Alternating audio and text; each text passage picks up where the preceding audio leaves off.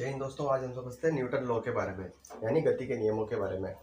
Sir Isaac Newton जो थे, उन्होंने वैज्ञानिक थे, उन्होंने किसी पिंड या वस्तु पर लगने वाले बल और पिंड या वस्तु पर उसके बाद जो गति होती है उसके बीच के संबंध को प्रतिपादित किया था, जो न्यूटन के लॉ कहलाते हैं, यानी गति के नियम कहलाते हैं न्यूटन के। और ये गति के जो नियम है वो 3 प्रकार से है। पहला है जड़त्व का नियम, दूसरा है द्रव्यमान का नियम, तीसरा है त्वरण या क्रिया प्रतिक्रिया का नियम। तो आज हम जो समझते हैं वो हम गति का पहले नियम के बारे में जानेंगे। न्यूटन के गति का पहला नियम, इस नियम को जड़त्व का नियम भी कहते हैं, यानी द लॉ ऑफ इनर्शिया कहा जाता है इसको। इस नियम के अनुसार में क्या होता है, इस नियम के अंतर्गत किसी व्यक्ति कोई वस्तु वस्तु जो है, जैसे ये बॉल है, ये स्थिर अवस्था में तब तक स्थिर अवस्था में रहेगी जब तक इस पर कोई बाह्य बल ना लगे। या ये जो गतिमान वस्तु है, अवस्था में है वस्तु, वो तब तक गतिमान ही करती रहेगी, गति करती रहेगी जब तक उसके आगे कोई बाह्य बल ना लगे और उसको रुकावट ना आए, तब तक वह कंटिन्यू चलती रहेगी। जैसे आपको ये बॉल और ये साइकिल दिख रही है, ये स्थिर अवस्था में साइकिल, ये बॉल रखी हुई है।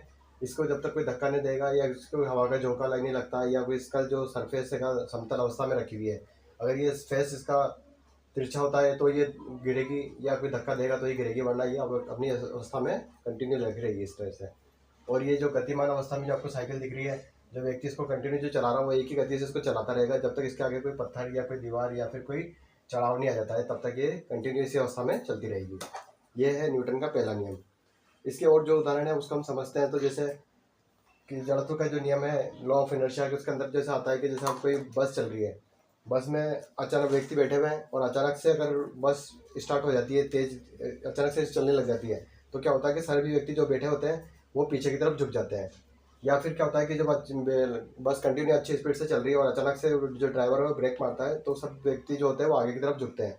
उसका कारण ये है कि अपन जो सीट पे जो बैठा हुआ है व्यक्ति, वो जो सीट और उसके पैर और जो सीट पे बैठा है वो तो फिक्स है, परंतु जो ऊपर का शरीर है वो आगे पीछे मूव हो जाता है, वो गति के हिसाब से, गति के अकॉर्डिंग। अगर वो चलती स्थिर अवस्था में और एकदम से स्टार्ट होगी तो वो पीछे की तरफ धक्का देगा, या कंटिन्यू चल रहा है और चलते टाइम अगर वो ब्रेक लगता है तो वो व्यक्ति आगे की तरफ झुकेगा। इसी तरह से क्या होता है कि जैसे चलती बस में से कोई व्यक्ति कूदता है, तो वो जो उसके जो कूदता है उस टाइम तो वो जो नीचे जमीन होगी वो तो स्थिर अवस्था में रहती है, और जो बस की जो स्पीड गति होती है वो रनिंग अवस्था में रहती है, इसमें मतलब कंटिन्यू चलती रहती है। तो जैसे वो कूदता है तब उसको, जब वो कूदता है तो उसको भी उसकी उस गति के हिसाब से थोड़ी देर चलना पड़ता है। अगर वो कंटिन्यू चलेगा तो वही वो सीधा खड़ा रहेगा, और अगर वो सीधा जाके अगर कूदते का अगर खड़ा हो गया तो वो गिर जाएगा, मुंह केवल आगे की तरफ गिर जाएगा। तो इस तरह से दूसरा जो नियम है, दूसरा जो उदाहरण है वो है कि कोई गंदी कालीन या कोई चादर होती है धूल मिट्टी में भरी हुई, उसको हम डंडे से जब मारते हैं तो क्या होता है कि धूल मिट्टी के कण उसमें से निकल के बाहर आ जाते हैं। वो बाहर इसलिए आते हैं क्योंकि जब पीटने के कारण जो कालीन जो होती है वो पीछे की, जब से पड़ता है तो वो कालीन जो है पीछे की तरफ हटती है, और वो धूल के कण जो होते हैं वो स्थिर अवस्था में रहते हैं और वो उस जगह पर जगह नहीं छोड़ते, वो उस जगह से बाहर आ जाते हैं। और एक और नियम उदाहरण जो है वो है, जैसे गतिमान साइकिल का हमने देख लिया, इस साइकिल को कंटिन्यू चलती रहेगी जब तक इस पर कोई चढ़ाव या कोई रुकावट नहीं आ जाती है। और स्थिर अवस्था में, समतल अवस्था में जगह पे जो अगर ये बॉल रखी हुई है जिस टाइप से ये देख रहे हैं, और ये कंटिन्यू तब तक रखी रहेगी जब तक इस पर कोई दबाव या ना पड़े या कोई इसको धक्का ना लगता है, तब तक ये कंटिन्यू इस जगह पर रखी रहेगी। और एक होता है कि जो दिशा का भी इस पर फर्क पड़ता है। जैसे बस में अगर जैसे ड्राइवर है वो दाएं या बाएं बस को मोड़ता है, तो व्यक्ति क्या होता है विपरीत दिशा में, अगर इधर की तरफ मोड़ेगा तो व्यक्ति इस तरफ में झुकेगा, और इधर के अगर मोड़ता है तो व्यक्ति इस तरफ से झुकेंगे। तो ये भी दिशा का भी इस पर विपरीत प्रभाव पड़ता है गति के हिसाब से। और ये आप एक और चित्र देख रहे हैं, इसे उदाहरण को हम प्रैक्टिकल भी समझ लेते हैं जिस टाइप से। तो एक उदाहरण तो ये है, जैसे आपको ये कांच का गिलास है, गिलास पे गत्ता रखा हुआ है और इसके ऊपर वस्तु रखी हुई है। तो जैसे इसको पुश करा जाता है, जैसे इसने यहाँ पर से पुश करा तो गत्ता जो आगे वो आगे से रख गया, परंतु जो ऊपर जो वस्तु रखी थी वो स्थिर अवस्था में थी, और जैसे गत्ता आगे गया तो वो वस्तु स्थिर अवस्था में थी और वो सीधे नीचे चली जाएगी। जिस तरह से इसको हम समझते हैं, जैसे ये है,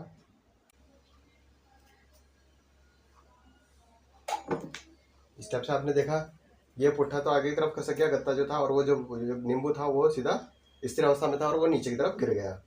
इसके दूसरा उदाहरण और हम समझते हैं, ये फिजिक्स का हैगा, इसको भी हम समझ लेते हैं। जैसे ये आप देख रहे हैं नींबू हैगा, और ये मैंने इसको स्क्रू ड्राइवर पर इस तरफ से लगाया है, ठीक है। अब मैं इसको जो नींबू को नींबू को कुछ नहीं छेड़ूंगा, नींबू अपनी जगह पे फिक्स हैगा, और मैं स्क्रू ड्राइवर को इससे हैमर से पुश करूँगा। आप देख रहे हैं मैं कंटिन्यू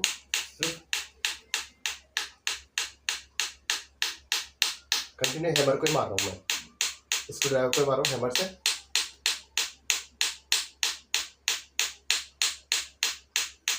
ये आप देख रहे हैं,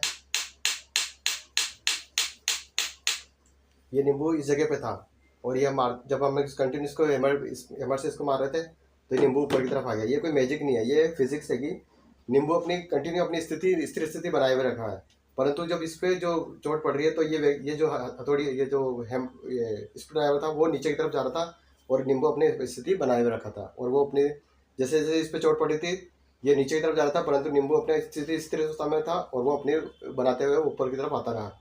और ये देखें आप, नींबू ये इस जगह पे था और ये उस जगह पे आ गया। तो ये भी एक लॉ ऑफ इनर्शिया है, गति का नियम के अनुसार। तो इस टाइप से हमने समझा न्यूटन के पहले नियम के बारे में, गति का पहला नियम जिसको लॉ ऑफ इनर्शिया कहते हैं। और इसके जो अगर रिपीट करते हैं तो हम समझते हैं वापस को, तो एक जो व्यक्ति जो वस्तु या पिंड जो है वो अगर स्थिर अवस्था में है तो वो कंटिन्यू स्थिर अवस्था में ही रहेगा जब तक इसके ऊपर कोई बाह्य बल न लगे, कोई इस पर दबाव ना पड़ता है तब तक ये, जैसे बॉल एक रखी है तो ये बॉल कंटिन्यू जब इसको कोई धक्का नहीं मारेगा तब तक ये कंटिन्यू इस पर रखी रहेगी। और जो गतिमान वस्तु में वो कंटिन्यू गतिमान ही रहेगी जब तक उसके ऊपर कोई बाह्य बल ना लगता, आगे कोई रुकावट ना आए तब तक वो कंटिन्यू चलती रहती है। इसी तरह अगर हम समझे कि जैसे बॉल है कि बॉल को अगर हम किसी घास पे या चिकनी टाइल्स वगैरह पे हम अगर उसको पुश करते हैं तो वो लंबी दूर तक आगे जाएगी, क्योंकि वो कंटिन्यू उसके ऊपर कोई रुकावट नहीं आ रही है। और जो हल्के फुल्की जो रुकावट आएगी वो सिर्फ जो ज़मीन है सरफेस उसकी जो घर्षण होगा उसकी वजह से थोड़ी वो हल्की फुल्की जाके आगे जाके रुक जाएगी, परंतु लंबी लंबी जगह तक जाएगी। और इसी बॉल को अगर हम घास की जगह पे या टाइल्स की जगह पे हम किसी रेत मिट्टी पर अगर चलाएंगे तो उसमें क्या होगा, घर्षण ज़्यादा लगता है ज़मीन का और वो कुछ ही दूर पे आगे जाएगी और वहाँ जाके बॉल रुक जाएगी। तो ये था न्यूटन का पहला नियम जिसे जड़त्व का नियम कहते हैं, लॉ ऑफ इनर्शिया।